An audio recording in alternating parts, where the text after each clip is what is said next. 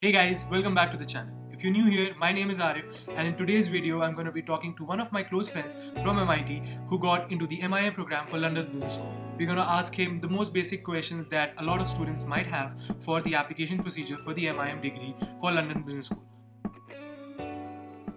So just an update from future Arif editing the video right now.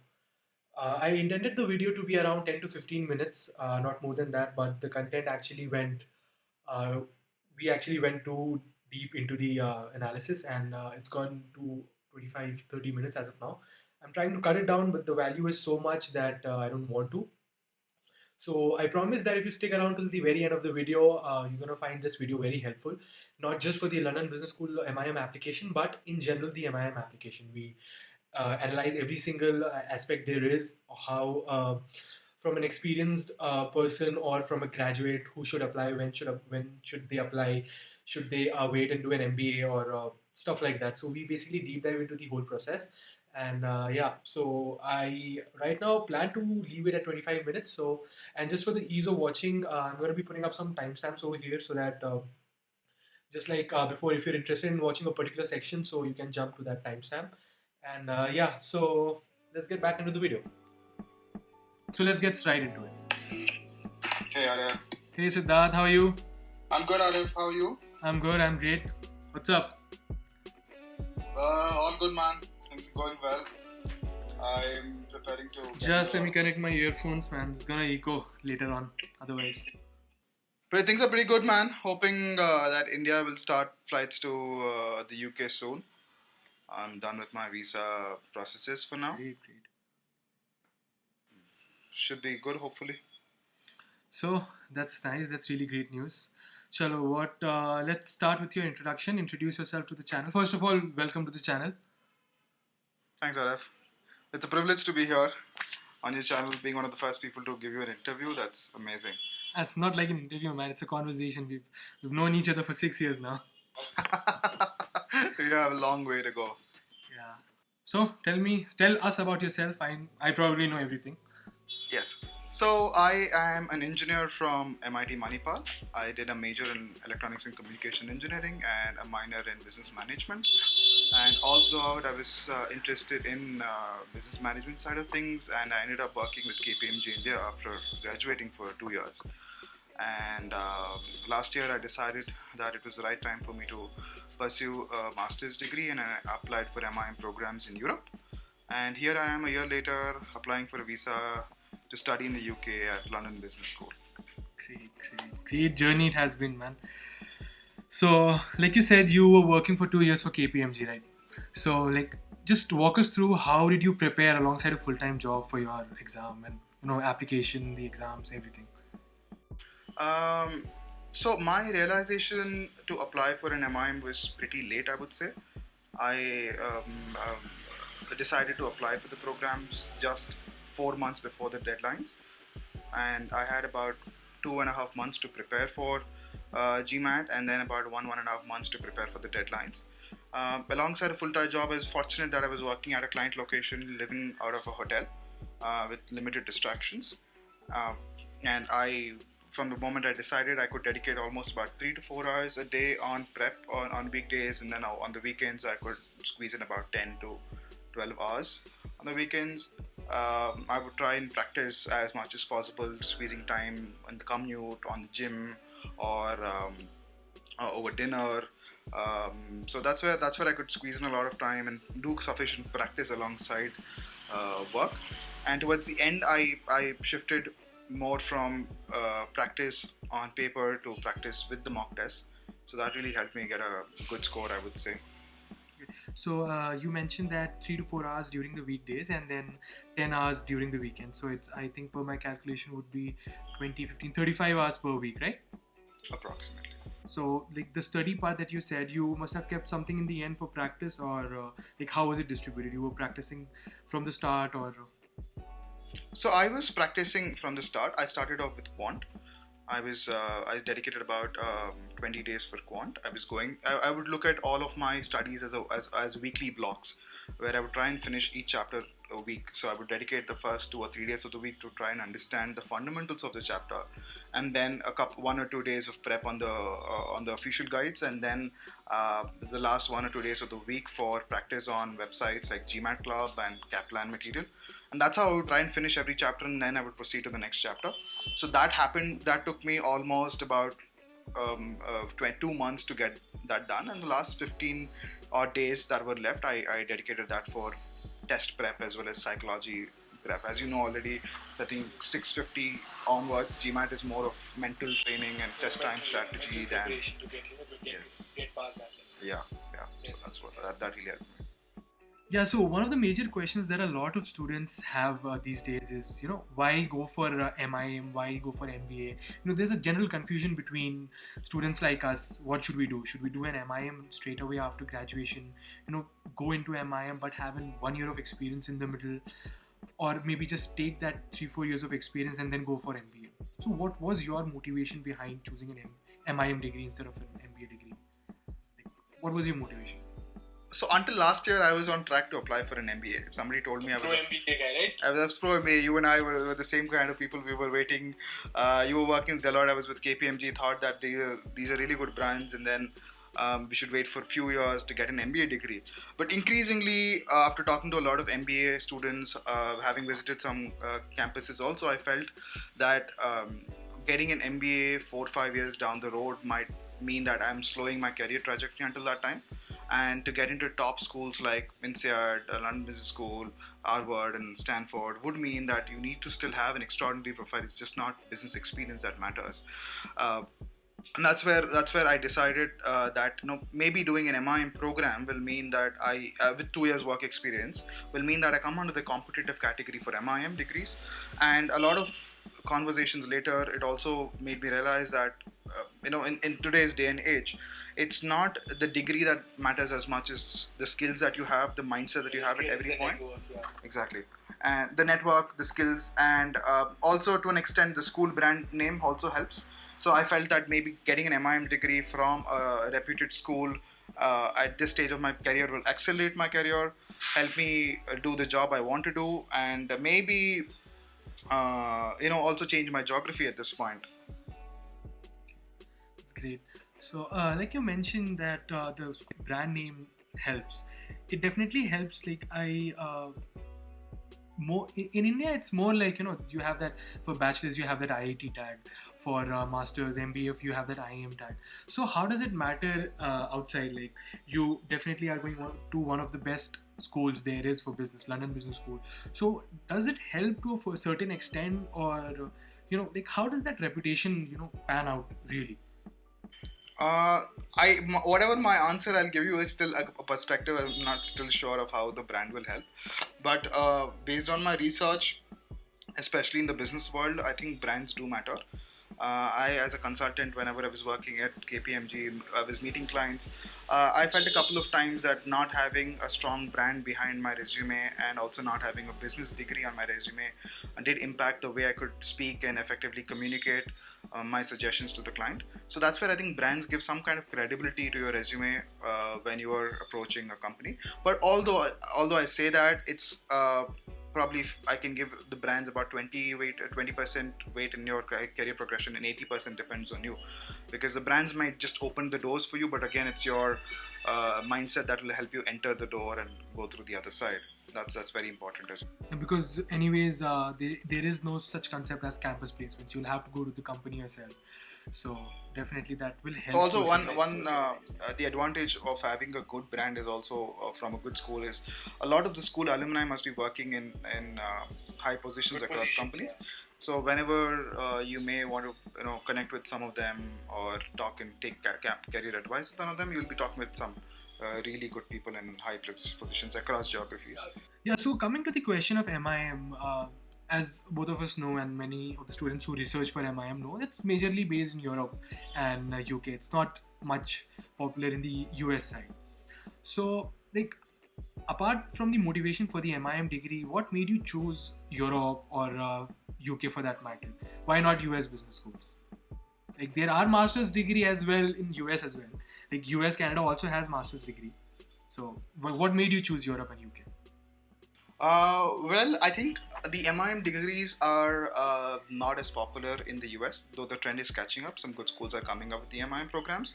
So the recognition-wise, MIM programs are way more recognized in Europe market, and that's why I applied for to Europe. Apart from that, also the visa policies in Europe seem favorable to students at this point. These were two primary goals, and the curriculum that was offered by European schools was also something that fit into what I wanted to do at a business school.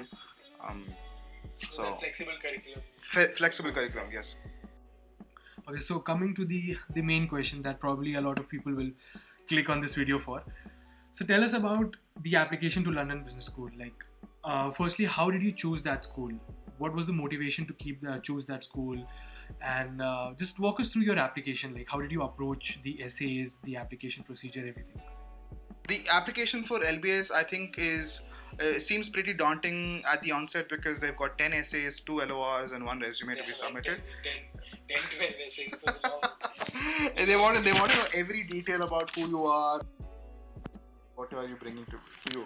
So that's a pretty daunting experience from the onset. But then if you compare it with the other business schools, which have 3 essays or 2 essays with very limited word count, that really helps. That becomes a problem in prioritization. LBS essays are pretty straightforward and clear about what they want you to answer in every essay. So that is a good part about the essays. But coming to the actual essay questions, though there are 10 of them, I think the primary goals that they're trying to see is who are you as a person. Why are you coming to LBS? What are your goals after LBS? So the questions that they frame are, how do you plan to? I remember, how do you plan to also contribute to the community? That was also one of the main essays. Yes, that's also a pretty big essay, and LBS is very, very keen on knowing how will you contribute. That was some part that I had to emphasize also in the interviews to LBS. So something about career in terms of which sector, role in geography do you want to work. They ask you questions about how do you plan to grow academically and professionally with the degree, and then if you have any international experience. It's a very diverse classroom, so they do value international experience. Oh yes. So yeah, coming to one of the main questions that a lot of people have, is a lot of people have confusion as to how should they choose the school. Many students, what they do is they just select the best schools. There is a concept like everybody knows who applies for the master's program or anywhere. Competitive schools, dream schools, safe schools. So a lot of people follow that approach. Some follow like they only apply to the best schools there are, and a lot of them face rejection due to their applications and stuff. So how do you choose that school? Like, what advice will you give to someone who will embark on this journey, and will you have that confusion choosing their school? I think the advice that I will give students trying to select schools is to first identify what they want out of the program.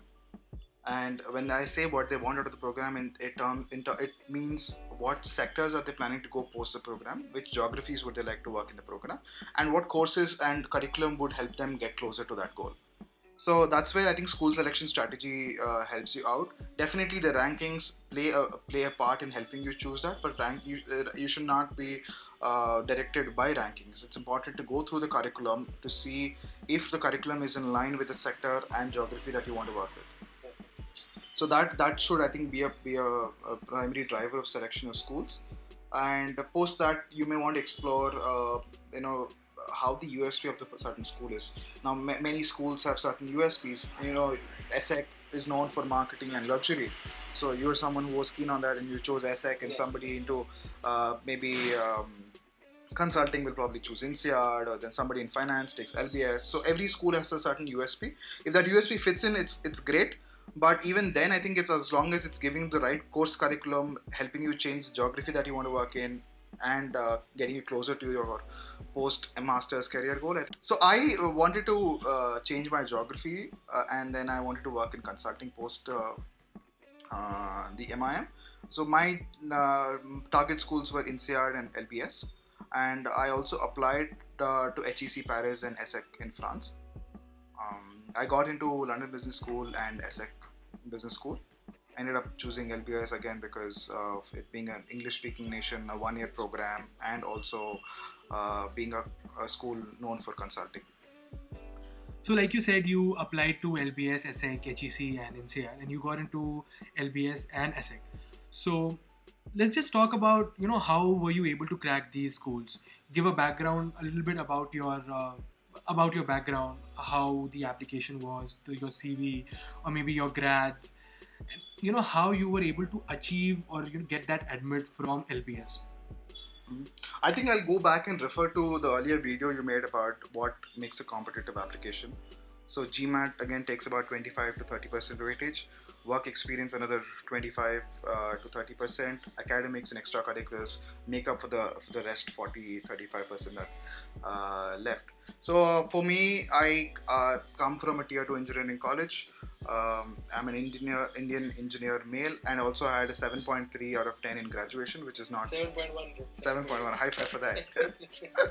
Average GPS. Average GPS, yes, very average. So this can very well show the fact that average GPA will not stop you from getting a good school. Absolutely. Yeah, you being a 7.3, I getting a 7.01. You're going to London Business School. I got my admit from ESSEC. So it shows that you can very well compensate for a lower and average GPA with other aspects of your profile. Exactly. And that's the beauty of applications in business schools outside India, because they're looking at the application at a holistic level. They're seeing what the student can contribute to the school and what he has done to compensate for GPA. I think for me, the parts that worked out well for me was I was pretty active in Manipal in extracurriculars.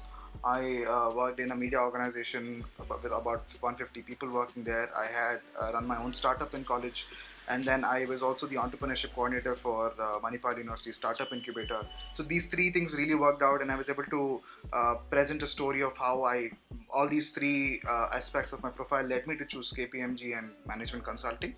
Where again I was working with some good clients across areas and geographies. And having had a good experience with KPMG, I could showcase that I will be able to come to London Business School with the experiences of working with KPMG and also my extracurriculars and some international experiences that I had. So these three things I think helped me, and plus the GMAT as well. So these factors I think helped out. I think anybody who has any lacking in any of one of these areas, I think can cover up them very well by making up in the other areas. Somebody has a low GMAT, maybe they can make it up by academic scores or through work experience. So I think it's not impossible to get a school with, even if you don't have one of them. And especially MIM programs are low on work. It's a holistic approach. Especially MIM programs are meant for people with 0 to 2 years experience. So not having work experience does not hinder your application. Yes. So you can just show that motivation that this time is right for you to join the MIM program, and you'll be good. I think they're asking that throughout the applications they're looking for three things in your application, which is why MIM program, why do you want to come to the program, why now, and why this school. So you should be able to answer these three questions throughout the application and also through the interviews for them to look at you as a convincing candidate to join the program. So yeah, just this question I remember I forgot to ask. So you said that we need to answer these three questions as well in the interview. So after your application, just tell in brief how was the interview for the MIM? Because for LBS, like we've all heard that generally the alumni takes the interview and not the admissions committee. So how was that like? Was it a grilling experience, or was it more like a casual conversation? So I had a high achiever alumni taking my interview, and then it was an online interview over Zoom.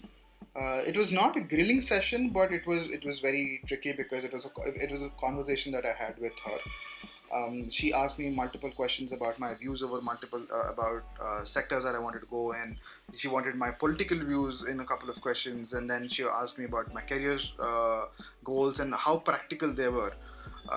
So that was a lot of conversations that she was indirectly trying to test my knowledge about the sectors, about how I planned and prepared for these sectors. And in addition, she also wanted to know clearly about what I wanted to do in LBS and how am I going to make use of the resources that are there. So these were the primary areas of where the interview went through. So it's not a grilling experience, but yet it's a tricking process to be clear about what you want to do and how are you going to contribute to the school, and are you clear about your goals? I think these are where the interviews are. So from your conversation so far, it looks like that there are particular key takeaways, that particular questions that a student should ask themselves when applying for the LBS MiM program. It's like how you can contribute to the school community, and how are you going to use those resources, the network that LBS provides, and are you really the good fit for the school, or the school is the good fit for your path, career trajectory, and is it the right time for you to right now apply for the MiM program? So these are basically, I think in my opinion, these 4 questions LBS generally looks for, the answers they look for in the application. Is it or these 4 or plus minus something? I think these 4 plus the career part I was telling you. Since it's a 1-year program, it's a very fast-tracked program without much room for experimentation. So they're looking for people with clear career aspirations. There's not much room for experimentation. Like if you start off with marketing, you see that okay, marketing is not for me, you switch up and take some electives for finance. So it's not really that much experimental. Yes. Even now, right now, we're having a lot of pre-course programs at the moment, and one thing that's clear is the timelines are very limited, and it's good to focus on 1 or 2 sectors and not be too diversified across. So if you're the kind of person who loves experimentation, who wishes to still explore and decide on a career path, maybe LBS may not be the best place for that kind of person. Some other schools in Europe, ESSEC is a fantastic school for such experience, right? HEC, ESSEC, they give that gap year option. So if you want to experiment with different fields, definitely we should look at those options more preferably. That'll give you much better clarity of what you want to do, a couple of internships and projects, and figure out what you like and dislike. So that really helps in these other schools. So something I've heard from a lot of people who've been to the UK for different programs is like a lot of people don't end up finding employment over there. So it's like since it's the work visa also earlier was used to be 4 months, so a lot of them end up coming back to their home country. So despite that risk, were you applying despite that risk? Did you not know before that the 2-year work visa has been there, or it came after you applied? Like, how did you analyze the risk that was there for that employment? So to be honest, I started my LBS application with the 4-month visa that was originally there. I applied to LBS in round 1, and the deadline was 2nd October, and my GMAT was on the 18th September. It was a very short time in the middle. And 4 days before my GMAT, the news came out that Boris Johnson had given students 2-year work visa post-graduation. So until then, I was targeting INSEAD, HEC Paris, and ESSEC for my applications, and just with this announcement, LBS overnight became my top priority school because it was an English-speaking nation, it was a 1-year course, and the school was reputed in the consulting industry. So this came to be, but I was originally taking... So you were applying for, you were still applying for LBS with that risk? Yes, with that risk, I wanted to evaluate my options once I had them in hand. Fortunately, LBS came through, and the work visa is also favorable. So I ended up choosing LBS.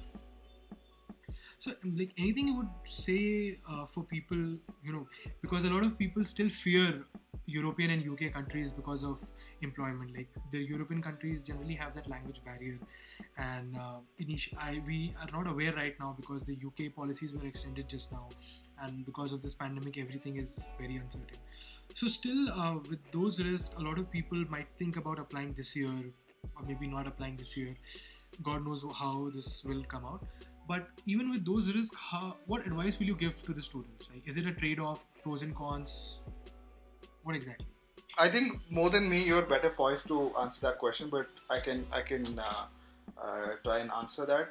It really depends on like what sector does one want to work in post graduation.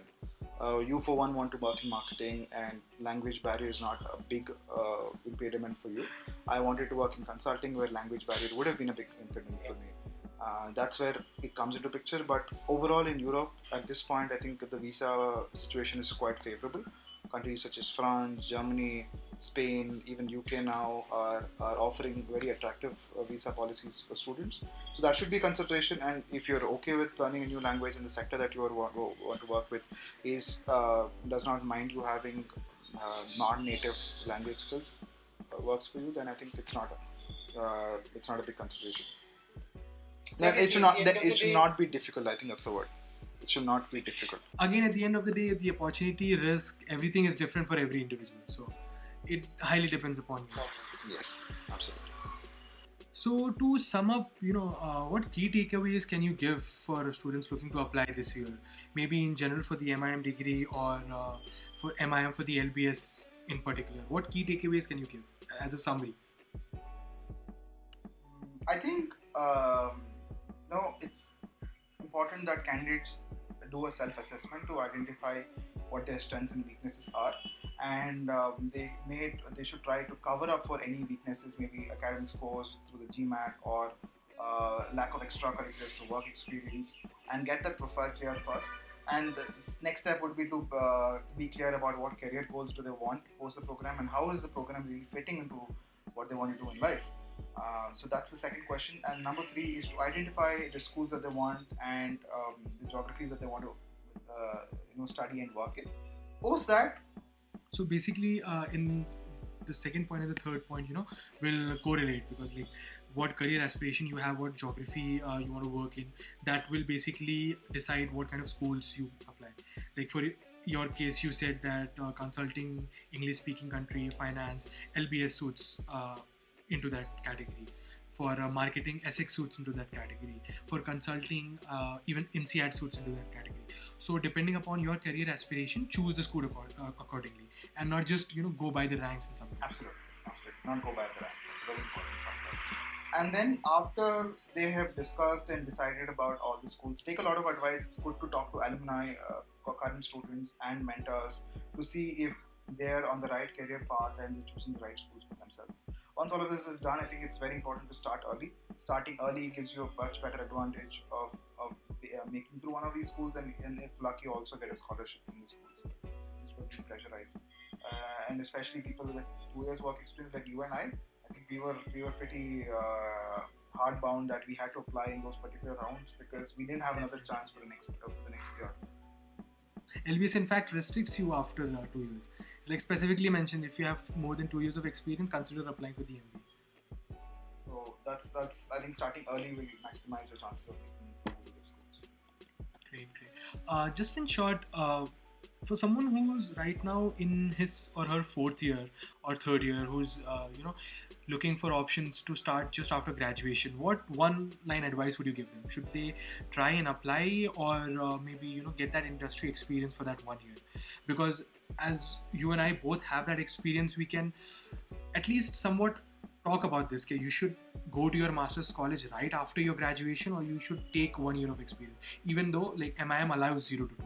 I think although MIMs allow you to come directly without any work experience, it's really valuable if somebody can get any sort of work experience, at least for a year. Because having that work experience, being an employee, you're from a student, you're transitioning to an employee, again back to a student. Being an employee for a year will clear up a lot of things about what your priorities really are. Maybe you're working in a sector that you don't like, or maybe that gives you a chance to work in a sector that you love. And that helps you get a better application for your MI, and more importantly, help you make a better choice post your master's program. Because as you understand, a master's program is like hitting a refresh button if you're working in a company. And post masters, there are very limited options for you to really change sectors and change roles across areas. So it's good to go to a master's degree with the clarity of what you want from the program and what your interests are. Definitely. It can go as a simple example. We can say like after engineering, we suppose pick up a technology field, and working in that technology field for a year, we realize, okay, this technology might not be the best option for me, and we can switch up sectors doing a master's. But in this case, suppose right after bachelor's, if we go and do a master's in that same technology, because in college we are naive, we don't really have that much idea. We just think, okay, this technology is the best out there, it's very popular, so I'm going to be that sheep in the herd and let's just follow the crowd.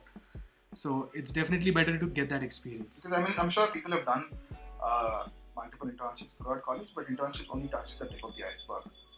Being an employee, living through the grind of Monday through Friday across for a year, getting your monthly paycheck, paying your bills. Yes, reporting to the client, reporting to your directors, managers, paying your bills, taxes, being responsible as an adult, really it will change your perspective about everything that you want to do in life. So it's good to know what it feels like as an employee before you embark on your master's journey. So Siddharth, this was great talking to you. I think I got really good insights, and a lot of people who will be watching this video will have a better idea how to apply to MIM degree or even for LBS. So guys, feel free to reach out to Siddharth. I think he'll be more than willing to help anyone. So I'll put his links for Facebook, LinkedIn, Instagram in the description. You'll be up for it, right, Siddharth? Absolutely. Thank you. I'll be more than happy to help people decide on what career they want to help them through the journey. Please feel free to reach out to me on any channels. I'm open. Also, guys, please follow Arif's content. Please like, share, and subscribe this video. Thanks, He's man. doing some incredible work with this channel right now. All you guys, our friends, everybody's motivating. So I also feel inspired and motivated to do stuff like this to help and inspire other people embark upon this master's journey. So It was an honor being on your channel, man, giving you a talk. come on, man. We've known each other for 6 years. We are having a casual conversation. Awesome, man. So yeah, guys, please share this video if you found this helpful. Like the video and subscribe. I'll be putting more content every single week, and next week hopefully we'll be talking to another friend of mine, actually both of our classmates. Yeah, so more on that next week. So it was nice talking to you, Siddharth. Nice talking to you, Arif. See you. Bye. Bye.